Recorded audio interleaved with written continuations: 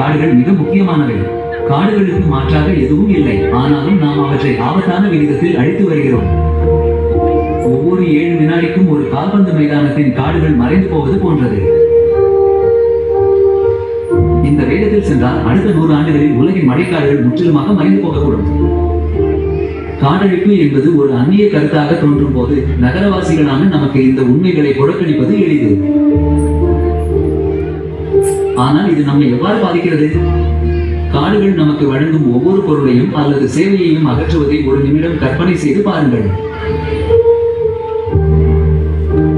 இனி காகிதம் இல்லை, புத்தகங்கள் இல்லை, காபி அல்லது தேநீர் இல்லை, வெப்பமூட்டும் சாதனங்கள் அல்லது தங்குமிடம் இல்லை. இனி உணவு இல்லை, தண்ணீர் இல்லை, ஆக்சிஜன் இல்லை, உயிர் இல்லை.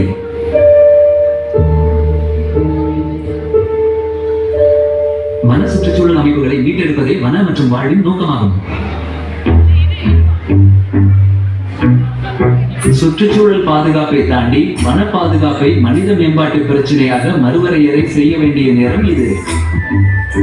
நமது அன்றாட வாழ்க்கை, பொருளாதாரம் மற்றும் காலநிலையை மேம்படுத்துவதற்கான வாய்ப்பாக மரங்களை பார்த்து தொடங்குவோம்.